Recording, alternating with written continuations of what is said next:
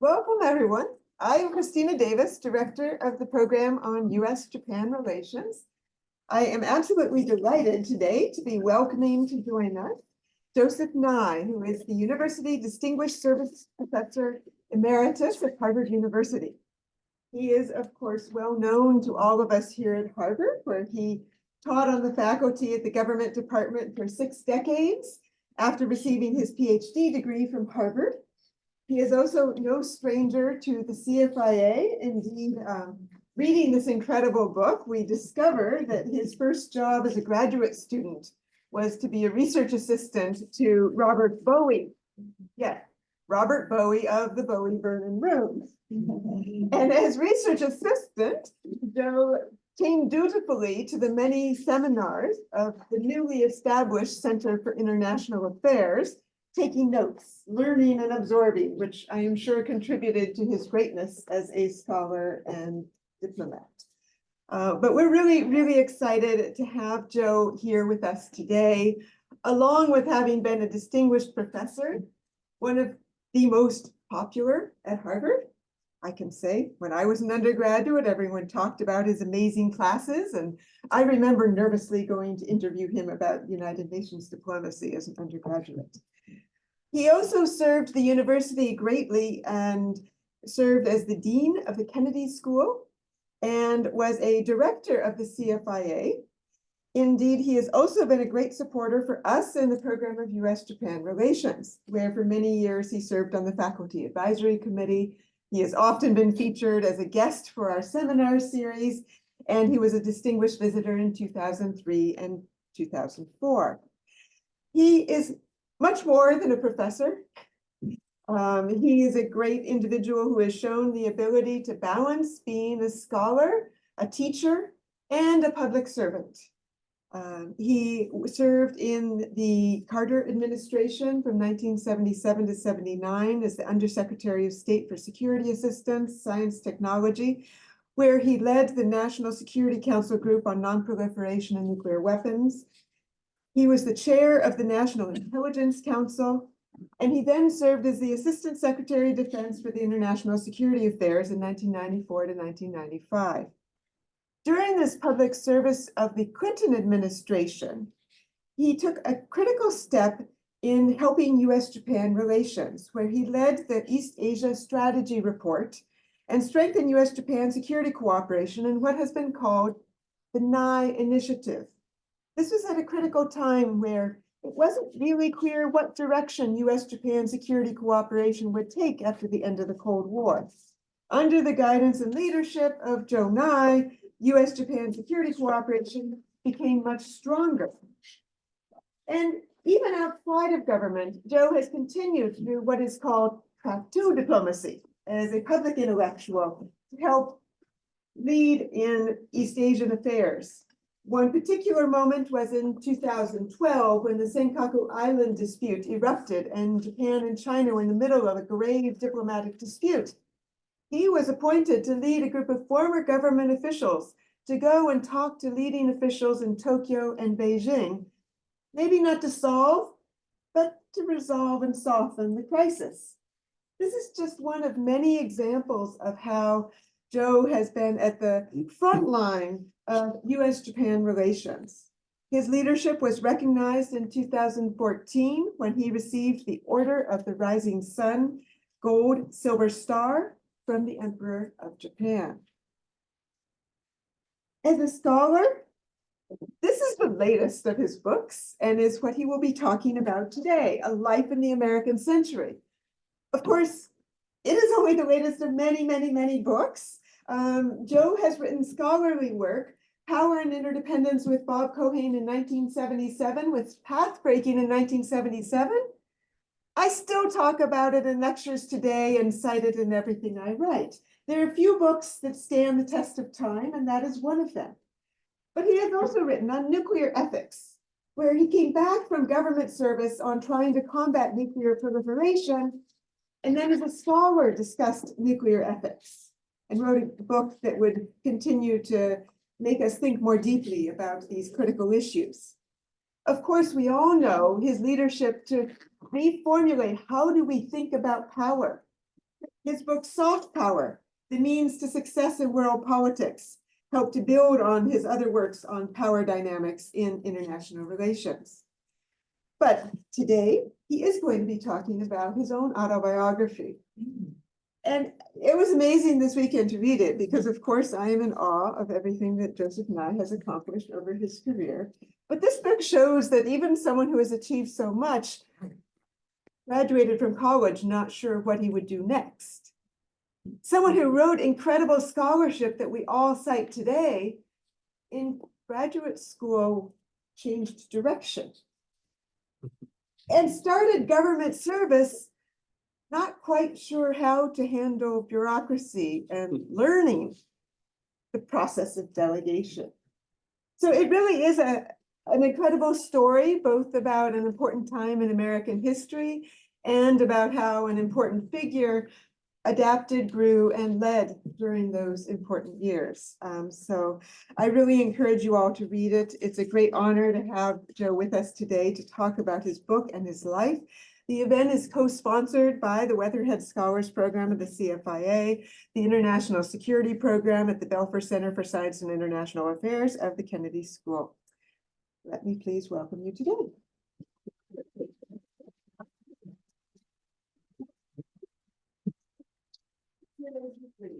Well, thank you very much, Christina. That's such a generous introduction that only my mother would believe it.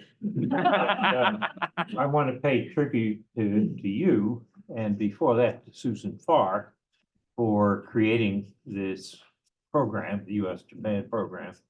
And I think it's been an enormous success over the years. So to return the favor, well done. Any case, there's people say, why would you bother to write a memoir? You haven't been Secretary of State or anything like that. And I thought that maybe the best way to explain it was to say that when I was growing up at the same time that Henry Luce, the former editor of Time Life magazine, coined the term the American century. And he used this phrase, he started it in March of 1941 to try to get the US out of isolation. It didn't work, but it did represent the beginning of a period since the end of World War II, when the Americans have been the preeminent country in terms of global power. And in that sense, I feel like, having lived through this coterminously, it would be interesting for historians, but also for students looking into the future, to know what it felt like to grow up in this era. So unlike previous books where I've tried to do an adequate analytical or historical approach, this one is more what did it feel like? And in that sense, it's like the famous proverb about the three blind men and the elephant. One touches the tail and thinks it's a rope, another touches a leg and thinks it's a tree, and another touches the trunk and thinks it's a fire hose. So I can only report on what I touched. I'm not trying in this book to give a perfect picture of the American century. I wrote a little book, I don't know, 9 years ago called Is the American Century Over? That one's more analytical. This one is more personal. But I thought that for today, rather than try to cover the general themes of the book or general experiences, I would focus on East Asia, and particularly US Japan and US China. And I'm happy to answer questions about other aspects of it. For example, what was it like to be at the Center for National Affairs in the 1960s when a bomb went off in our building? The center at that time was accused of planning the Vietnam War. And you you mentioned Bob Bowie, that I can remember coming out of a seminar one afternoon. We were then in the old Semitic Museum, temporary quarters, coming out of a seminar and hearing a dull roar. Bowie came out of his office and said, "Call the police. There's a mob about to attack us." And coming up to Divinity Avenue, you could hear this mob swelling in volume as they approached the building. And the doors were then all locked, and I crawled over to the window of the office I had, which ironically was Henry Kissinger's old office, because he'd gone to Washington. So this spare office was given me. I put a big peace sticker up on the window and didn't do any good. The bricks came flying through my peace sticker in the window. And I got hold of the campus police. And I said, "We're being attacked." And they said, "We know, there's nothing we can do about it." And so the mob broke down the doors, stormed the building, threw over all bookcases, through, in those days, typewriters, not computers, through partitions. And you know, it was a little different academic atmosphere than we have today at CFIA. But I'm not going to go into that. If you can ask about that if you want a question. I thought it might be more interesting for this group if I talked about US Asia policy in the Clinton period, when I had the chance to have some influence on it, and how it's evolved, how the US-Japan policy was created and evolved, and I would argue was a success. And then how the US-China policy was created, and I would argue was partly or in large part a failure. So let me focus on that by recapturing for you the mood of 1993 when Clinton comes into office. It's hard to believe this, given 20 years later what people are thinking about with the rise of China and the challenge to us as a great power. That time, China was still recovering from the aftermath of Tiananmen, which was 89. And the general view was China had a long way to go. It was not a major threat or challenge. Japan, on the other hand, was regarded as a real challenge to the US.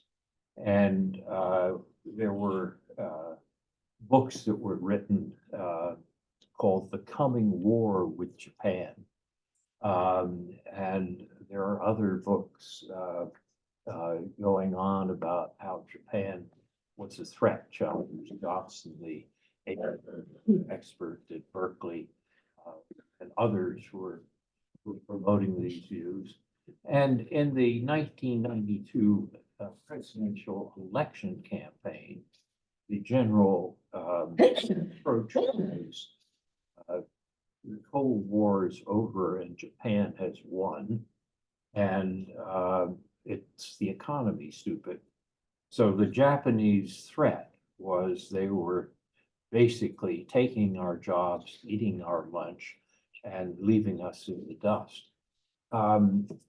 I actually thought this was wrong-headed before I went into the government. We'd had a faculty study group here at the Weatherhead Center that Susan was a part of, and which looked carefully at the US-Japan relationship. And we said, this is a misunderstanding of what's really going on in Japan and in the US-Japan relationship. So when I got to Washington, I was then chairman of the National Intelligence Council, which does intelligence estimates for the president. And I was basically I worked with Ezra Vogel, who some of you may remember, who came down to Washington to be the National Intelligence Officer for East Asia. And we would try to inject into the various meetings in the White House some sense of our view of the situation in East Asia. It didn't work. You'd go to a meeting in the Situation Room of the White House where the various deputies from the different agencies were there. And the only thing they wanted to talk about was who could be meaner to Japan, who could take the Japanese down a peg or two, since the Japanese were passing us. And this was the mood that was prevalent at the time. One problem that I had is if you're in intelligence, you can go to a policy meeting like that, and you can basically lay out the situation that intelligence describes, but then you've got to shut up. Intelligence officers are supposed to be like good Victorian children, seen but not heard.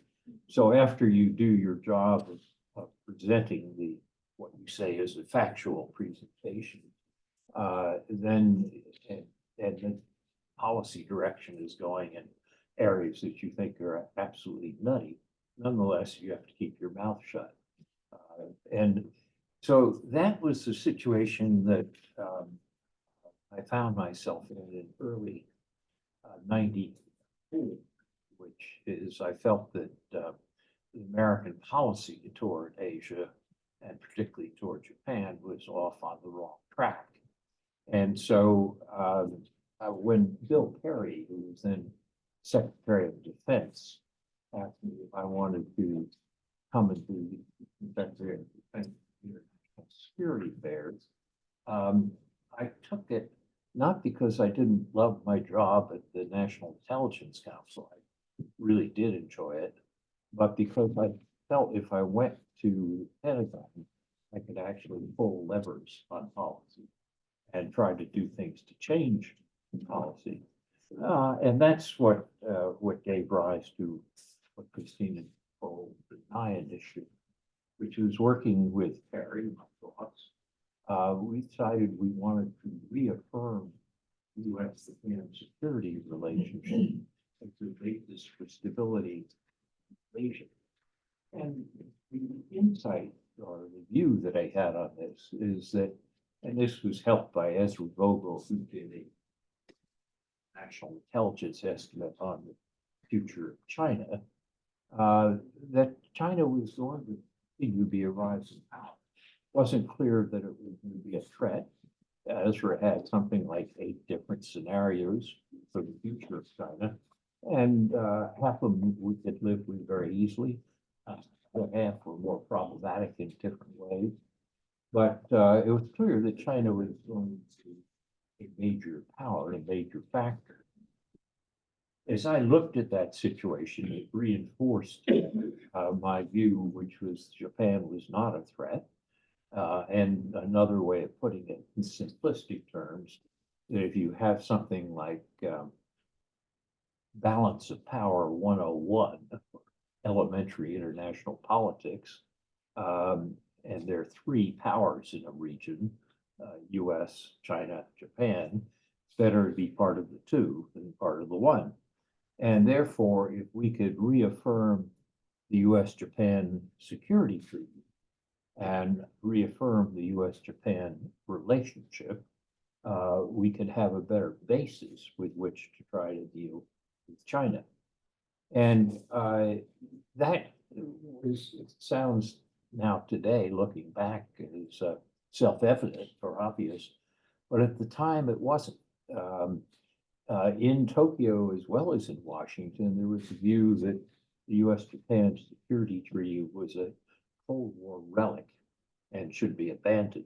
There was a report in Japan, the Higuchi report, which argued that after the Cold War is over, Japan should rely on the United Nations for its security and not on this outdated alliance with the United States. And I've described to you already the mood in Washington, which is when you brought up issues like the US-Japan Security Treaty, that wasn't what Washington was thinking about either. So the task then was to try to get people to think about this in a different way. What we did was to basically set up a series of talks with our Japanese counterparts and try to talk about how we could have a joint declaration of the two countries reaffirming the U.S.-Japan Security Treaty as the basis for stability in the post-Cold War era. That, again, sounds easier when you look back at it from today than it did at the time. At the time, remember, you had a socialist government in Moriyama, and the idea of reaffirming the U.S. Security Treaty, which the socialists had a long history of rejecting or seeing as a Cold War instrument, was not obvious. So when we would go to have meetings, or I would have meetings with my counterparts, I had some very able Japanese counterparts, Hitoshi Tanaka and the Daimosho and others in defense agency and so forth. But when we talk, they would say, careful, you can't go too far.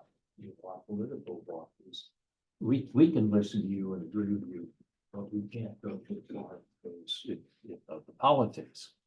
And so we had some difficult times in terms of talking. One of the things I did was have a special assistant who worked for me in the Pentagon, who had worked in Tokyo and spoke Japanese, and she would monitor the Japanese press for me. So when I would make a statement which was pushing a little bit too hard, she would say, ease off, it's getting awkward for them. And when things eased off a little bit, then okay, now you can make another statement about the directions that you want to go. And so in that sense, the international diplomacy was partly bureaucrat to partly bureaucrat, but it was also, there was a public diplomacy aspect of it. What are you going to say in a way which galvanizes the press or public opinion, not just in your own country, but in the other capital?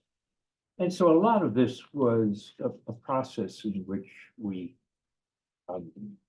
tried to organize the relationship for the post-Cold War period. At times, it looked tense. It looked like it wouldn't work, but gradually it evolved.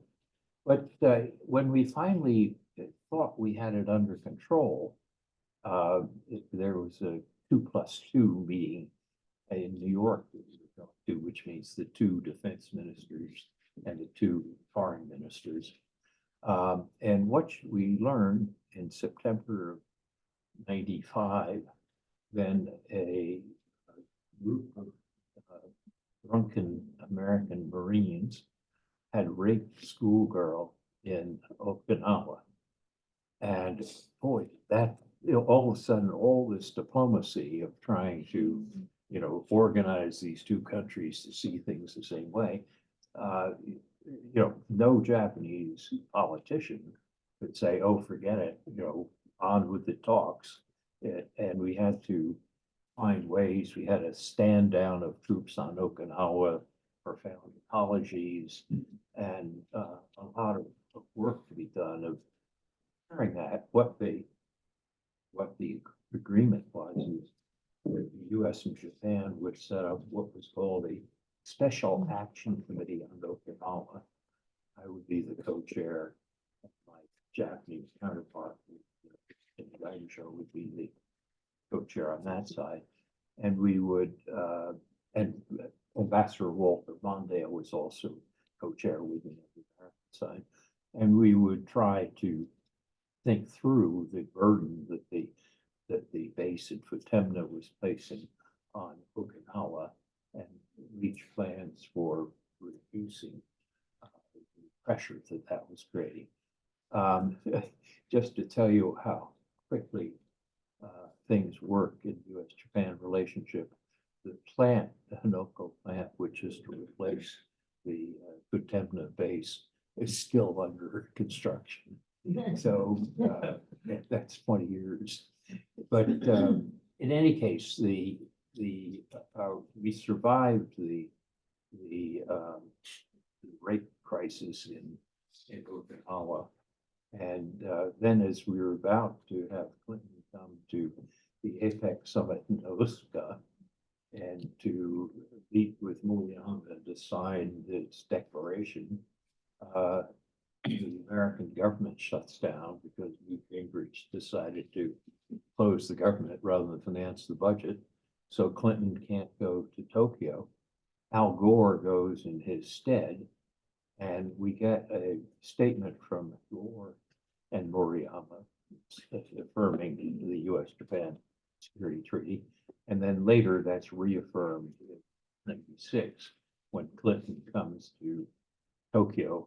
Murayama's now been replaced by Hashimoto, and they sign an agreement again that the U.S.-Japan Security Treaty is the basis for stability in East Asia.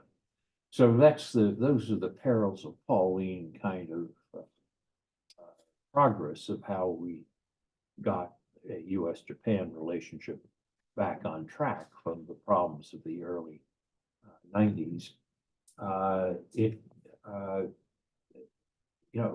At times it looked like a close call, but I would argue that it worked.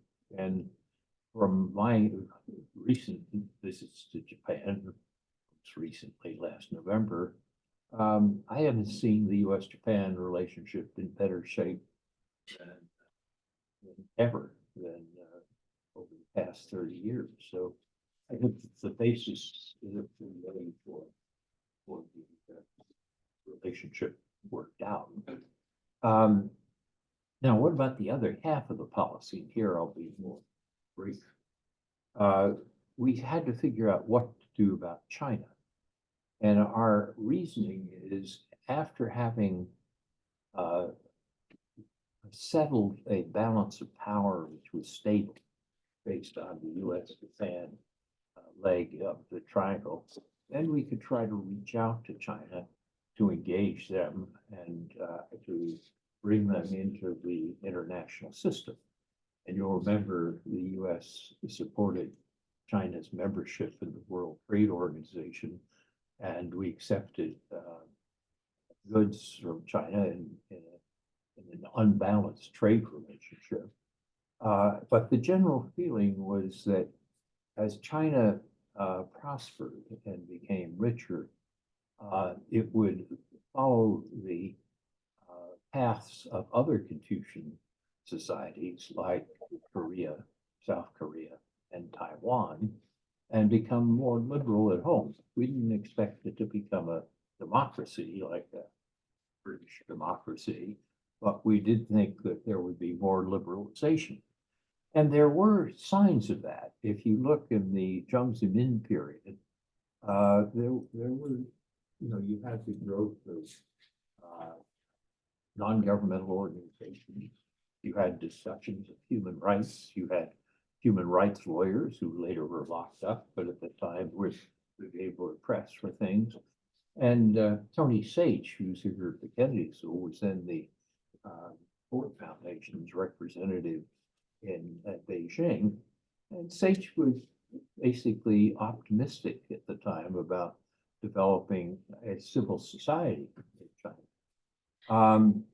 Obviously, that didn't work. And so the question is, was this policy of engagement a mistake? And what happened to it? Why did it end? I think very often people say, well, it ended because Donald Trump came into office bashing China in 2017. I think that's much too simplistic an analysis. I think what happened was that in 2008, you had the financial crisis, which originated in Wall Street, and a general view in the Chinese elite that the Americans were in decline. This collapse of the economic system showed the Americans were in decline, and that led the Chinese to abandon Deng Xiaoping's foreign policy of what sometimes we call hide and bide. Keep your strength hidden and bide your time. In other words, have a much more modest rather than aggressive foreign policy. So even before Xi Jinping comes to power in 2013, and Xi is basically a neo-Maoist, there was within the Chinese elite a view that you could be more assertive. Then Xi comes in, and he really is basing himself on the Maoist model. He doesn't sound that way at first. I remember going to a luncheon for him in the 8th floor of the State Department, where he and Biden each gave little speeches, and Xi sounded very moderate. People were talking about how he had come to the United States and traveled to the Midwest, and he made a speech. Biden said something in his speech about human rights, and Xi responded with something. Each country has its own version of human rights. He didn't take it on or resist it as such. He sort of deviated around it. And of course, that didn't last very long. He initially talks about relying on markets, but very quickly reaffirms the control of the Communist Party over basically all activity, to cut down on these non-governmental organizations that lock up the human rights lawyers. And she gives a presentation to the military, which we have now seen but didn't know at the time, about being ready for a conflict with the United States. So in that atmosphere, it was very hard to make a policy of engagement work. There were some agreements. The U.S. and China both signed the Paris Climate Accord in 2015. Xi and Obama met in 2015 and reached an agreement on not using cyber for stealing intellectual property and passing it on for commercial purposes, which seemed to work for a little while, but was dead by about 2016 or 17. And it was, I would argue that the engagement policy was already beginning to be eroding seriously by the last year of the Obama administration in 2016. And that means that when Trump comes into office in 2017, and you have this big flare-up of Trump's tariffs on China and so forth, Trump wasn't the destroyer of engagement. He was more like a little boy who comes along and sees a fire burning and throws gasoline on it, and it flares up.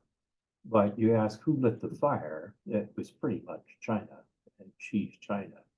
The theft of intellectual property, the pouring of sand on atolls in the South China Sea, and turning them into military bases after telling Obama they would not use it for military bases. There are a whole series of actions like this, which led to disillusion with China and Xi's China in Washington before Trump came to power. Where that's left us today is Biden has continued policy of great power competition that Trump put in his national security strategy of 2017. And it's somewhat more moderate than the way it was formulated in the Trump administration. But the Chinese were disappointed that it didn't go back to engagement.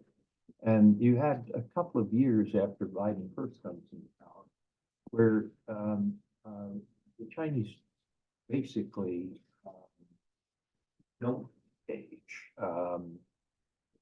Sometimes people say, well, the Chinese start to see the need to re-engage in as their economy becomes more sour and as they realize that Biden is not going to change. And that might have happened last year if it weren't for the balloon incident, which set everything back by about 6 months. But by the end of last year, when Xi and Biden meet in California, you have an agreement that they will find cooperation on a very limited set of issues, from climate and military to military talks and broad discussions of artificial intelligence. And that's where things stand today. Jake Sullivan, the National Security Advisor, gave a talk in Washington last week in which he described the relationship as managed competition. But it's not a return to engagement. Engagement was based on the idea that there would be change inside China in a more liberal or open direction. And that's clearly not what's happened. So you have what I would call a détente, relaxation of tensions, but not a return to the prior policy of engagement. So as I look back at policy toward East Asia and what we accomplished and didn't accomplish, I'd say that we accomplished a great deal on the U.S.-Japan front, but I would say that we were much less successful on the U.S.-China side of it. That's about where we are today. Let me stop there because it's more interesting actually to hear what's on your minds. And so I will sit down and take your question.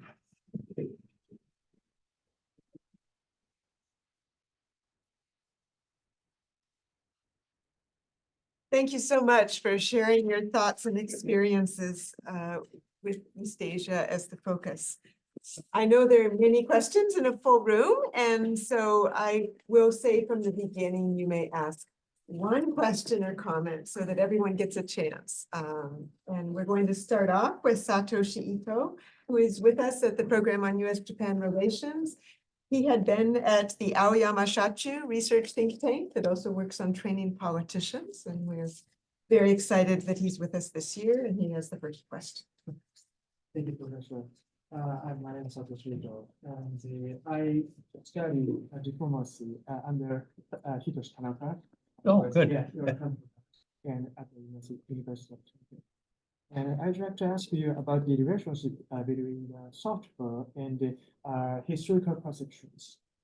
And actually, in this January, I participated in the China Trek of HKS, which you also supported by auction letters. And just after the tour, I went to Nanjing and with the Nashville memorial, not to judge, but to get the facts. And so regarding the Japan and China's failure so far to move forward in the strategic dialogue of each national interest, I see that the different perceptions about history prevent us from taking the next step.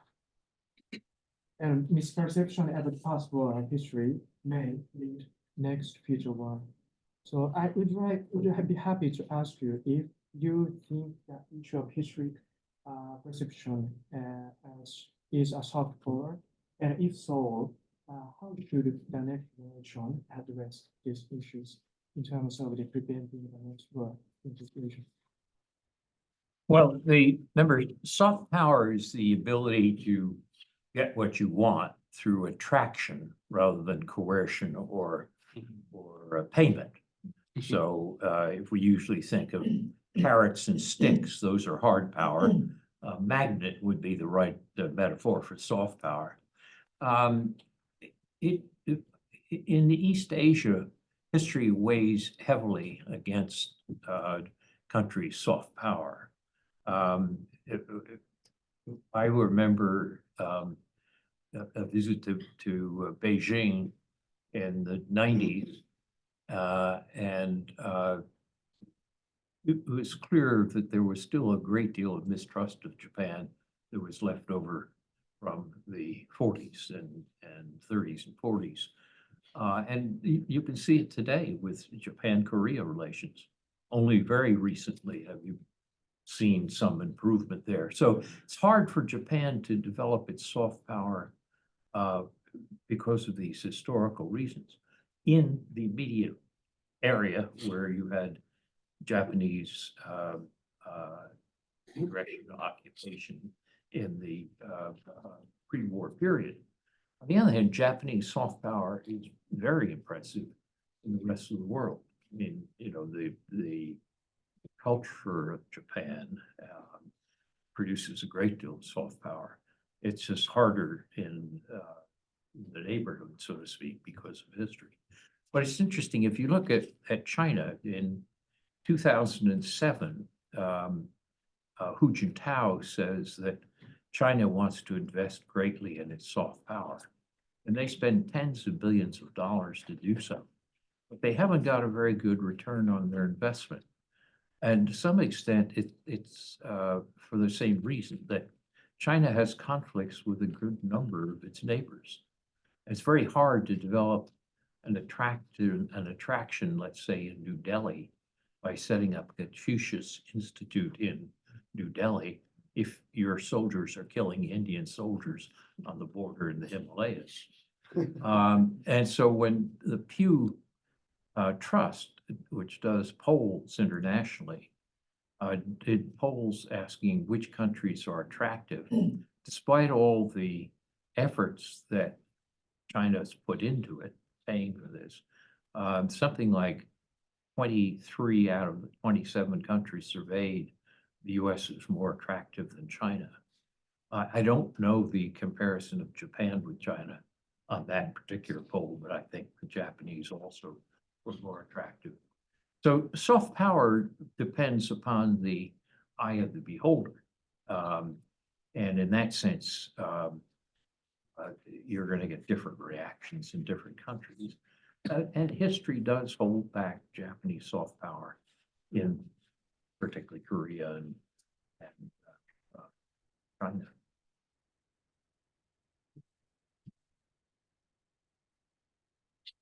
Questions? Hi, I'm Kenny Amano. I'm the postdoc fellow in the US-Japan program. My question is, how do you define the success of, let's say, both the US-Japan relations and the US-China relations? Is like a securities or like an economical, or if you're looking at the democratic governance, the border is polarized in the US, how do you define this success? Or also like, the short-time success could cause like a long-term failure, such as like Afghanistan or Iraq.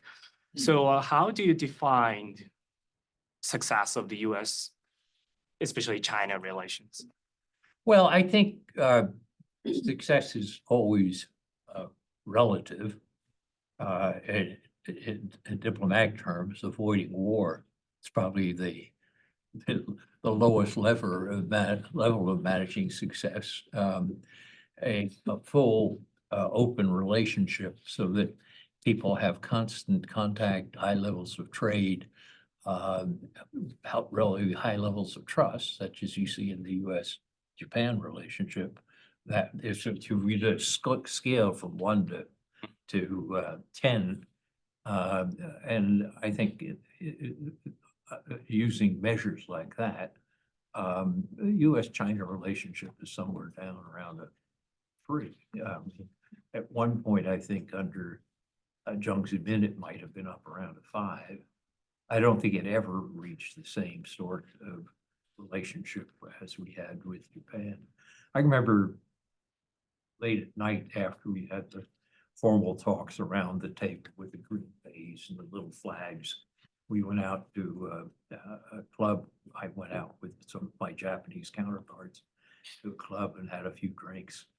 And they said, now, we want to ask you a question we can't ask you in the formal setting.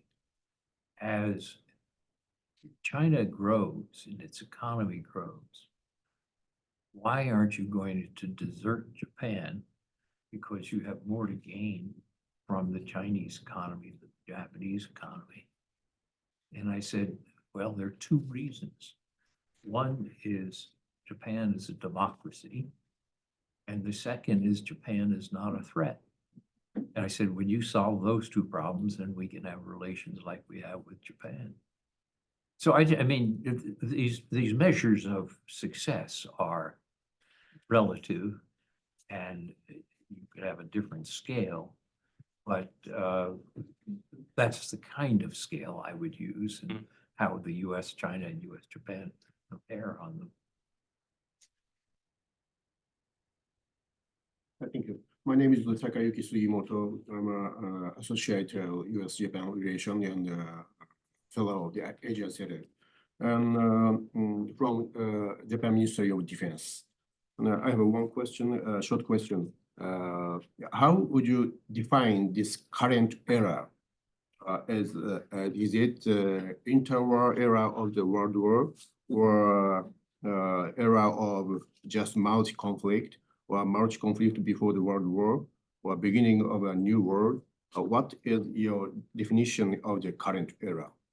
Well, there's some people who are saying that the current era is Cold War II. And they say if you look at U.S.-China relations, it's a bipolar world. There's no other country that can that is the same sort of challenge that China is. And you've had a increase in tensions, increase in military expenditures. This is like Cold War. So there are a good number of people in Washington who call this Cold War II. I've always resisted this. I think it misleads us. In the real Cold War, the US and the Soviets were heavily interdependent militarily, but almost not at all in economics or in ecology. The US and China, for all the tensions and problems, have enormous economic interdependence, where it would be very devastating to both countries as well as to the world economy if those were to be broken. Sometimes people talk about decoupling.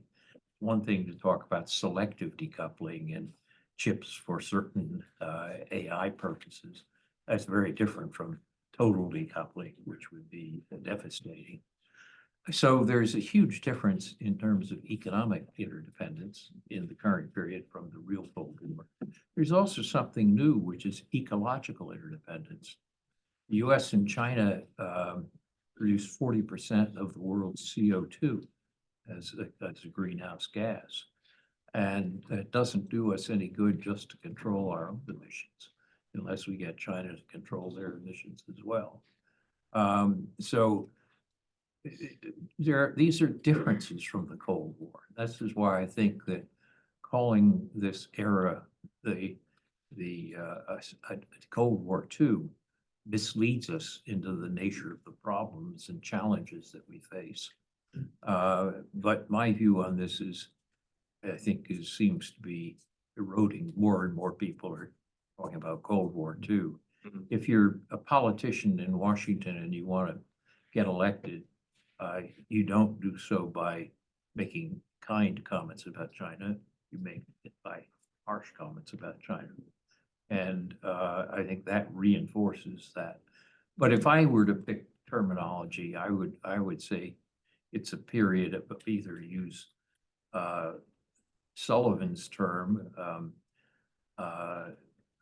managed competition, or Kevin Rudd, the Australian ambassador in Washington, or prime minister, with whom I had breakfast last Monday in Washington, calls it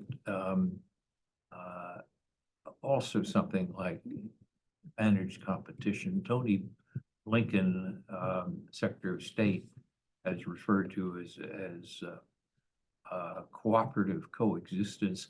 I mean, there isn't one single term, but I think the terminology of Second Cold War is misleading to us.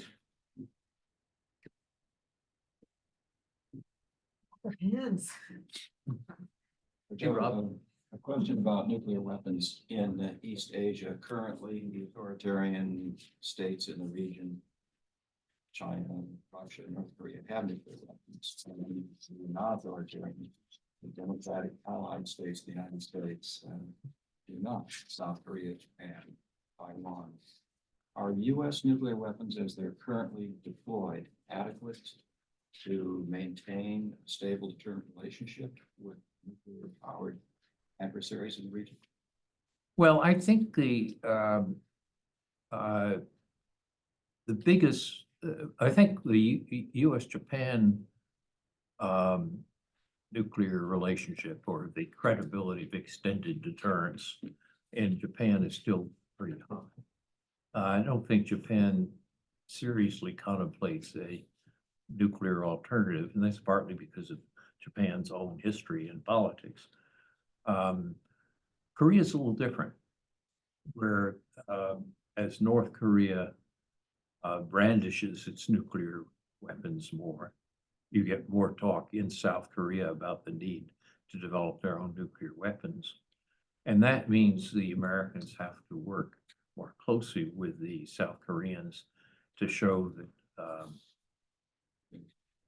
that the deterrent umbrella or extended deterrence is working. And there were some statements about the U.S. working with South Korea on nuclear planning. Doesn't mean they get a nuclear weapon or control of the weapon, but just like NATO has a nuclear planning group, which talks about when would nuclear weapons be used, what are different scenarios, you could set up something like that with South Korea. And the Center for Strategic International Studies had a report on this about a year ago.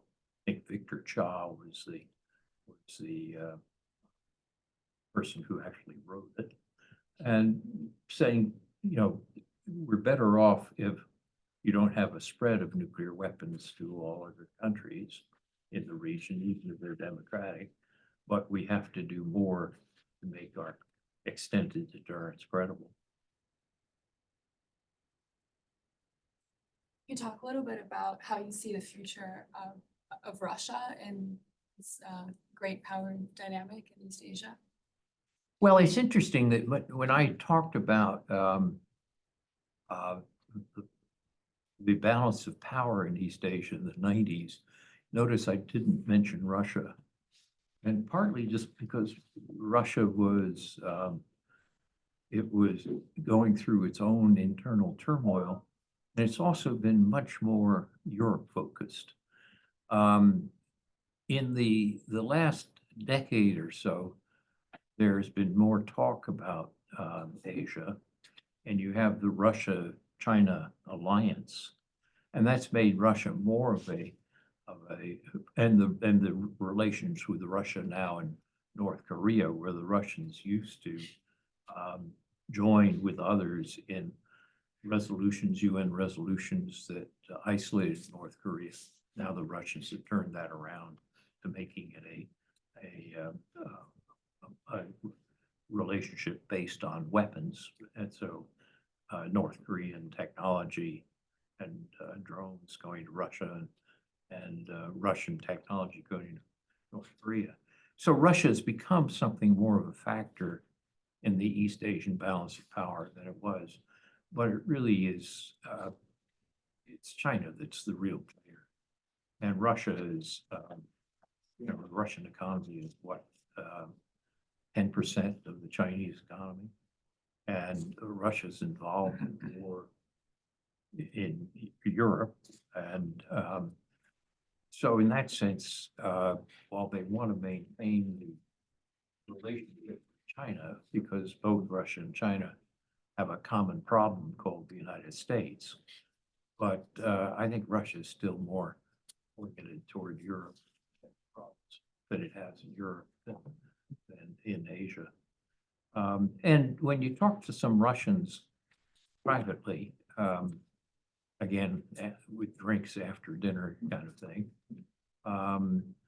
there are some Russians who specialize in international relations and so forth, worry about becoming a junior partner of China. And, as China's strength increases and Russia's doesn't, that China becomes so dominant that Russia's role in East Asia becomes even less. So Russia plays a role, but not as big as it would like. And if you're thinking about the balance of power in East Asia, it's right to focus on China, not Russia. We don't have many more time, so I'm just going to ask the last two questions if you could, and I'll ask you to answer them together. Okay. I'm Michelle. I'm an editor of the Weather Container, and I'd love to get your thoughts about Taiwan. Because it's thought that China will be offensively taking back Taiwan in the next 5 years. Could this be, do you believe that? And could this be the big clashing point between the US and China? And also, if that happens, has Japan made any commitments to help the US defend Taiwan? Okay, that'll be an easy question. Yes, hi, my name is. Or is it me? Yes. Okay, sorry. Hi, my name is Mary Rains. I'm actually a student and professor, Jeannie Garcia at Northeastern University, but I'm here working at Global Support Services, and I had a question regarding your opinion on if there is a sort of downfall of Western dominance with the rise of China's Belt and Road Initiative. And is that more so a actually productive relationship that China is making with developing countries and those that are opposing the West? Or is that sort of the reputation that China wants to propagate? Well, each of those questions is worth an hour, but we have a minute each. It's popular in Washington now to talk about the threat to Taiwan. Xi Jinping has told the PLA to be ready to have return of Taiwan to the mainland by 2027. And there are people in the US military who talk about 2025 and so forth. I regard most of these as exaggerated, even if true that Xi would like it returned by 2027. I don't think he has the capacity. The one thing that would really threaten what he cares most about, which is his control of the Chinese Communist Party and the Chinese Communist Party's control of China, would be a failed invasion of Taiwan. And if Putin can't carry out a land invasion, massing all those troops next door to Ukraine, a sea invasion it's going to be a lot more difficult. So I think the effect of Ukraine is probably not encouraged, but discouraged this. So is there a problem for Taiwan? Yes, I think it's more likely to be Chinese finding various embargoes and ways to squeeze Taiwan. But I personally think there'll be an invasion. And on the Belt and Road Initiative, it's a terrific piece of marketing, in the sense that you had a whole series of projects, some of them which were get rid of surplus materials in China, others which were straight aid projects, still others which were designed to contain India by having a port in Vlador and another port in Hambantota on each side of India, and wrapping those all together and calling it something like a new Marshall Plan. It's great marketing, but the BRI it's a mixed bag, and in some places it's quite popular. It's done good things. In other places, it's actually had negative attacks on China's soft power. So again, we could take an hour to discuss the details, but don't fall for the propaganda. Well, within 1 hour, you have actually taken us through both an important period in US-Japan relations that you contributed to and helped us understand soft power as a magnet, the importance of diplomacy to bring US-Japan as the pillar for stability in East Asia, answered questions about what does it mean to have a new era that is neither a Cold War nor full engagement. So thank you for continuing to guide us, thinking about international relations and US-Japan relations. It's really been a pleasure to have you with us. Thank you.